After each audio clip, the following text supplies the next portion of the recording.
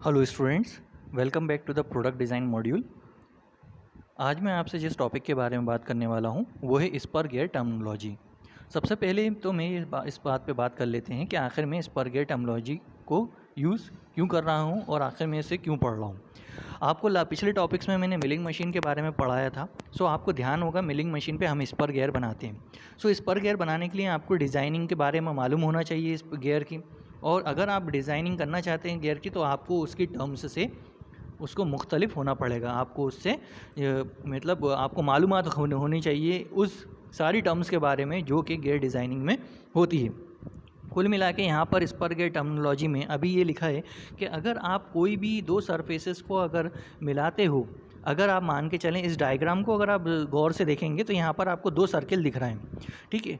Red colour से आपको दो सर्किल दिख रहे हैं। अगर आप दो सिलेंड्रिकल सरफेसेस को अगर आप मैश करें और आप ये सोचें कि पावर ट्रांसमिट होगी, पावर ट्रांसफ़र होगा, तो ऐसा नहीं होगा। क्यों नहीं होगा? क्योंकि उसमें क्या होगा, उनमें फ्रिक्शन होगा लेकिन कम फ्रिक्शन जनरेट होगा और पावर बिल्कुल ऐसा ट्रांसफ़र नहीं होगा जैसे कि हम गियर के थ्रू करवाते हैं। सो इसलिए क्या हुआ कि इन गियर्स का क्या किया गया, इनका डिज़ाइन बनाया गया। सो वन बाय वन करके मैं सारे के सारे डिज़ाइन के लिए, स्पर गियर के डिज़ाइन के लिए जो जो इंपॉर्टेंट टर्म्स होती हैं उसके बारे में मैं आपसे बात करूँगा।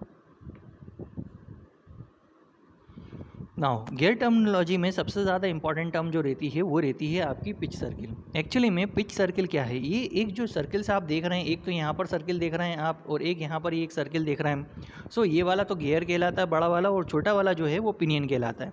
सो जो सर्किल देख रहे हैं इसे हम पिच सर्किल कहते हैं। एक्चुअली में ये एक इमेजिनरी सर्किल होता है जो ये कहता है कि आपका पावर ट्रांसमिट होता है इस दौरान दोनों सर्किल्स के बीच में, बट ज़ीरो फ्रिक्शन। मीन्स यहाँ पर फ्रिक्शन क्या होती है, ना के बराबर ही होती है। मीन्स अगर आपको कभी भी गियर डिज़ाइन करना होगा तो आपको कुछ ना कुछ तो डेप्थ लेनी पड़ेगी, कुछ ना कुछ तो आपको सर्किल डिसाइड करना पड़ेगा, है ना। मान के चलिए आपके दो गैप हैं यहाँ से लेके यहाँ तक इस वॉल में, और यहाँ पर आपको कितना आ रहा है, ये आपका एक गियर आ रहा है, ठीक है, और एक यहाँ पर आपका पिनियन आ रहा है। सो आपको इसका क्या लेना पड़ेगा, कुछ एक डायमीटर डिसाइड करना पड़ेगा। तो आपने इसका कुछ डायमीटर डिसाइड कर लिया, गियर का भी और पिनियन का भी, ठीक है। सो ये कहलाता है आपका pitch circle. Now next important है टर्म है इसका pitch circle diameter. So diameter of the pitch circle is called a pitch circle diameter. जो इमेजिनरी सर्किल जो आप डिसाइड कर रहे हो दो वॉल्स के बीच में, मैंने एक वॉल यहाँ ले ली, एक वॉल यहाँ ले ली, यहाँ पर इमेजिनरी सर्किल आप डिसाइड कर रहे हो। सो इन इमेजिनरी सर्किल्स का जो डायमीटर रहता है वो कहलाता है आपका pitch circle diameter. Now next important term है आपकी पिच पॉइंट। पिच पॉइंट का मतलब क्या होता है, दो इमेजिनरी सर्किल, एक तो ये आपका गियर का जा रहा है इमेजिनरी सर्किल, और एक इमेजिनरी सर्किल आपका कहाँ जा रहा है, ये पिनियन का जा रहा है। तो वो पॉइंट जहाँ पर ये दोनों सर्किल्स क्या होते हैं, एक दूसरे के कांटेक्ट में आते हैं, उस पॉइंट को हम कहते हैं pitch point. Next important term है आपकी पिच सरफेस। सिंपल सी बात है, जब दो इमेजिनरी सर्किल की सरफेसेस एक दूसरे के कांटेक्ट में आती हैं, सो वो कहलाता है आपका pitch surface. Next important term होती है आपकी अडेंडम। अडेंडम क्या होता है, ये एक तरह से रेडियल डिस्टेंस होता है आपके टूथ का पिच सरफेस के सरफेस से लेकर आपके पिच सर्किल के सरफेस के ऊपर। अभी तक आपने क्या देखा था, एक इमेजिनरी सर्किल देखा था, ये इमेजिनरी सर्किल होता है, इस टूथ के इसके ऊपर क्या होता है, एक टूथ होता है आपका। सो ये जो कहलाता है आपका अडेंडम कहलाता है। सो ये पिच सर्किल इस तरह से टूथ होता है, ठीक है, एक तो नीचे की तरफ होगा और एक ये ऊपर की तरफ। सो यहाँ से ये वाला जो ये ऊपर वाला जो सर्किल होता है ये आपका कहलाता है अडेंडम, और ये कहलाती है आपकी पिच सर्किल, जो मतलब इमेजिनरी सर्किल होता है। सो इन दोनों के बीच का जो डिस्टेंस होता है ये कहलाता है आपका अडेंडम। इस डायग्राम में भी आप देख सकते हैं, यहाँ पर ये अडेंडम बता रहा है यहाँ पर। सो ये कैसे बता रहा है, अगर आप यहाँ से देखेंगे, सो ये जो है ये गियर है, इसका पिच सर्किल ये रहा, इसका पिच सर्किल ये रहा, और टूथ का ऊपर वाला हिस्सा क्या होगा, ये आपका ये कहलाता, ये है ना। सो ये टॉप सरफेस होगा टूथ का। तो distance between the top surface and the pitch circle और imaginary circle, then it is called a addendum. Now इस डायग्राम में अब आप समझ सकते हैं अच्छे से, distance between the pitch circle means ये वाला देख रहे हैं आप, distance between the pitch circle and the top surface of the tooth, then it is called a addendum. इसी तरह से क्या होता है, दूसरी टर्म होती है आपकी dedendum. The distance between the pitch circle, तो पिच सर्किल ये रही, the distance between the pitch circle and the bottom of the tooth, then it is called a dedendum. अब यहीं पर मैं आपको दो बातें और बता देता हूँ। ये अगर एडेंडम है, distance between the pitch circle and the top surface, then it is called an addendum. So ये जो सर्किल जाता है ऊपर वाला top circular surface of the top surface of the gear, then it is called a addendum circle. Means ये जो top circle होती है या फिर सर्कमफ्रेंस जो रहती है touches the surface of the tooth, then it is called the addendum surface, addendum circle. Next होता है आपका डिडेंडम सर्किल। मीन्स आपका जो distance between the pitch circle and the bottom of the tooth, then it is called the dedendum. So dedendum ये जो circle बन रहा होता है, the circle which passes through the bottom of the tooth, है ना, then it is called the dedendum circle. इसी तरह से यहाँ पर अगर आप देखेंगे तो यहाँ पर एक टर्म दी हुई है सर्कुलर पिच। ये क्या होता है? The distance between the two consecutive the distance between the two adjacent points of the two consecutive gears, then it is called a circular pitch. अब ये सर्कुलर पिच कैसे डिटरमाइन करते हैं वो मैं बता देता हूँ आपको। सो स्टूडेंट्स, यहाँ पर एडेंडम सर्किल के बारे में लिखा हुआ है, the circle from the top of the tooth to the concentric to the pitch circle. जो वो सर्किल जो कि top surface of the tooth को टच करता हुआ जाता है वो एडेंडम सर्किल कहलाता है। वो सर्किल जो कि टूथ के बॉटम सर्किल को टच करता हुआ जाता है वो डिडेंडम सर्किल होता है। पिच सर्किल मैंने आपको बता दिया। पिच सर्किल का एक फार्मूला होता है पाई डी बाय टी। मैंने आपको क्या बताया? The distance between the two adjacent points of the two consecutive tooths, then it is called the circular pitch. और सर्कुलर पिच को डिटरमाइन करने के लिए क्या होता है? पूरा सर्किल का सर्कमफ्रेंस निकाल लीजिए आप, है ना, सर्कमफ्रेंस निकाल लीजिए और उसके अंदर कितने नंबर ऑफ टीथ आप बना रहे हैं तो आप वो उससे डिवाइड कर दीजिए, तो आपको दो टीथ के एक जैसे पॉइंट के बीच की जो दूरी है वो आपको पता चल जाएगी। तो ये कहलाता है आपका circular pitch. Now students, next important term है आपकी डायमीट्रल पिच। डायमीट्रल पिच का मतलब होता है number of teeths on the gear to the diametral pitch.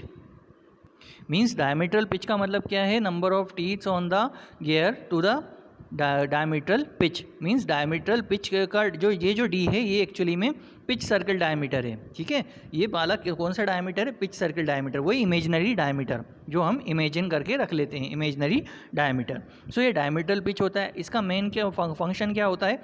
इसका मेन फंक्शन होता है कि दो टीथ्स के बीच में कितना स्पेस आ रहा है।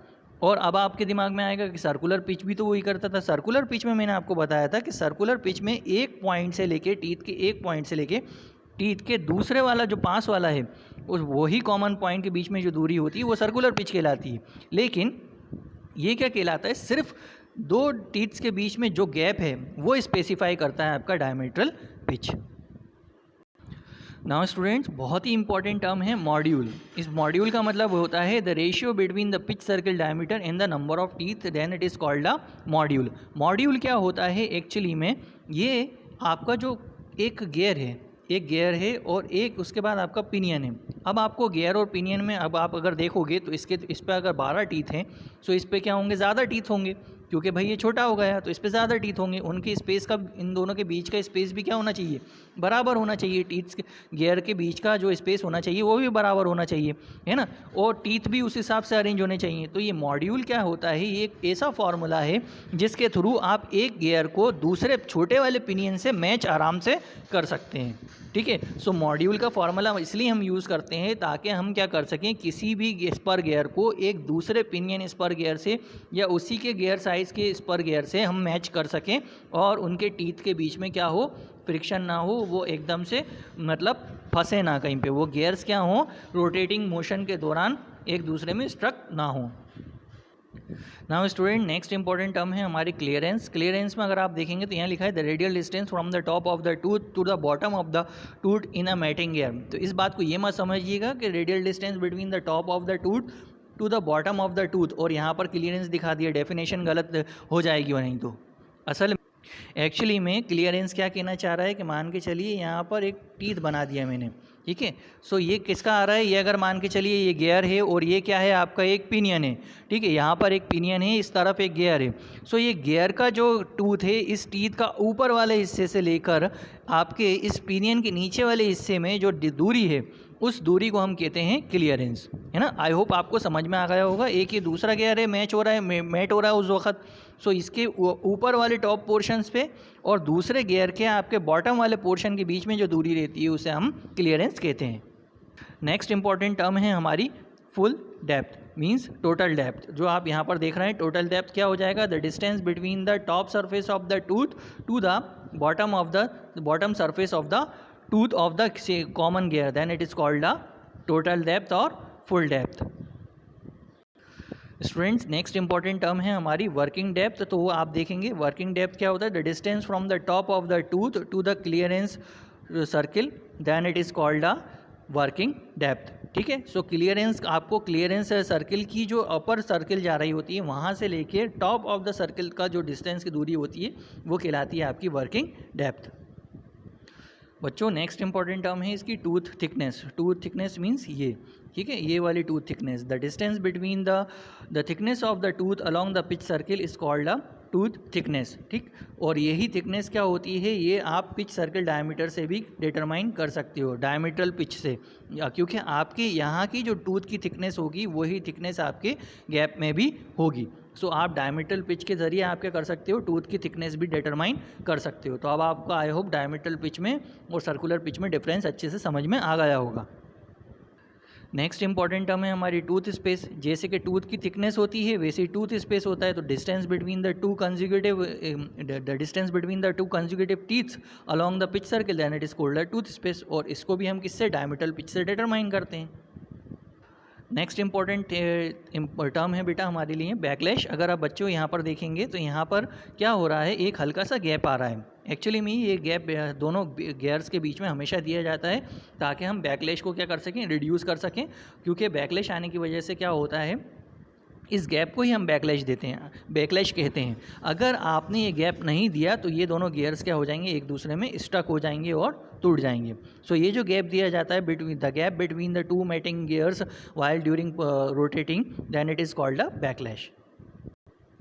नेक्स्ट इंपॉर्टेंट टर्म है फेस ऑफ द टूथ। इसमें कोई फार्मूला नहीं होता है, बट यही है कि गियर का जो अपर पार्ट होता है आपका फ्लैंक के ऊपर, उसे हम फेस ऑफ द टूथ कहते हैं। इस फेस के नीचे जो नीचे वाला पार्ट होता है ये आपका फ्लैंक कहलाता है। इसी के ऊपर गियर वाला जो टॉप पोर्शन होता है उसे हम टॉप लैंड कहते हैं। जैसे कि मैंने आपको कहा, इस पोर्शन को हम फेस कहते हैं, फेस के नीचे वाले पोर्शन को हम फ्लैंक कहते हैं, टीथ के अपर पोर्शन को हम टॉप लैंड कहते हैं। और इसकी अगर हम अगर थिकनेस की बात कर रहे हैं किसी टूथ की और उसके thickness space between the two teeths के बारे में बात कर रहे हैं, तो उसकी टीथ की फेस की विड्थ कितनी होगी, ये भी इसकी जितना आप जो गियर पिच सर्कल डायमीटर की जो विड्थ रहेगी उतनी ही आपकी टूथ की भी विड्थ रहेगी। नेक्स्ट इंपॉर्टेंट टर्म है, हालांकि इतनी इंपॉर्टेंट टर्म नहीं है लेकिन फिर भी मैं आपको बता दूं, यहाँ पर जो गियर बनता है, जिस तरह से ये प्रोफाइल बन रही है यहाँ पर गियर की इस तरह से, सो यहाँ पर ये जो गियर ये जो रेडियस आता है इसे हम कहते हैं फिलेट रेडियस। सो स्टूडेंट्स ये थी कुछ इम्पॉर्टेंट टर्म्स। अभी इसमें भी बहुत सारी टर्म्स होती हैं कुछ जो गियर स्पर गियर की, लेकिन वो मैंने आपको नहीं बताई हैं। 3 से 4 कुछ टर्म्स ऐसी और होती हैं जो आपको जानना पड़ेंगी आगे चल के, अगर आपको और ज़्यादा अगर डिटेल्स में चाहिए तो। बट अगर आपको स्पर गियर डिज़ाइन करना है तो आई थिंक इतना काफ़ी है, इतनी टर्म्स काफ़ी होती हैं आपको स्पर गियर डिज़ाइन करने के लिए। सो आप अगर स्पर गियर डिज़ाइन करना चाहते हैं तो पूरी की पूरी टर्मिनोलॉजी को बहुत अच्छे से ध्यान में रखें, सारे वर्ड्स को, ख़ास तौर से pitch circle, diametral pitch, circular pitch, addendum circle, dedendum circle, ये सारे के सारे टर्म्स बहुत इंपॉर्टेंट टर्म्स हैं। Spaces between the two teeths कैसे कैलकुलेट करेंगे, या हमें थिकनेस ऑफ द टूथ कैसे कैलकुलेट करना है, दोनों ही डायमीटरल पिच से आप कैलकुलेट कर सकते हो। सो ये था आज का lecture students. If you have any kind of a doubt you can ask me in the comment section. Thank you for watching this video.